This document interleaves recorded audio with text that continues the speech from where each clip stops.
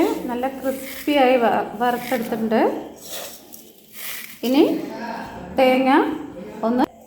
ഇനി നമ്മൾ തേങ്ങ ഒന്ന് വറുത്തെടുക്കാം. വറുത്ത തേങ്ങ നന്നായി വറുത്തിട്ടില്ല, ഒരു ബ്രൗണിഷ് കളർ വരുന്ന അത്രേ വറുത്തിട്ടുള്ളൂ. അത് ഞാനിതിലേക്ക് ഇട്ടു.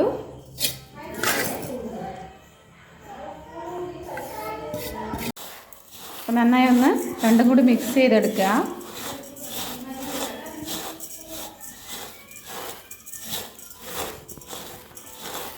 കുറച്ചിങ്ങനെ പൊടിച്ചെടുക്കണ പോലെ ആക്കാം കേട്ടോ, നന്നായി പൊടിയണ്ട.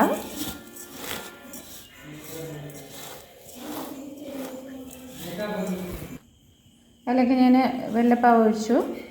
അതായത് ഒരു പ്രാവശ്യം ആക്കിയിട്ട് നമ്മൾ വീണ്ടും അതിനെ അരിച്ചെടുത്തതിന് ശേഷമാണ് വീണ്ടും ആക്കുന്നത്, അല്ലെങ്കിൽ അതിൽ കല്ലുണ്ടാവാൻ ചാൻസ് ഉണ്ട്. ഞാനിതിലേക്ക് കുറച്ച് നെയ്യ് ഒഴിക്കുന്നുണ്ട്. കുറച്ച് ഏലക്ക പൊടിച്ചിട്ടുണ്ടായിരുന്നു. ഇനി ഇത് നന്നായി ഒന്ന് ഇളക്കിയെടുക്കാം, ഇത് ബോൾസാക്കി എടുക്കാം.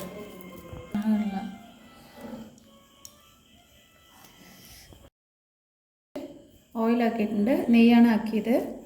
എന്നിട്ട് കുഴച്ചെടുക്കുക, ബോൾസാക്കി എടുക്കുക കേട്ടോ.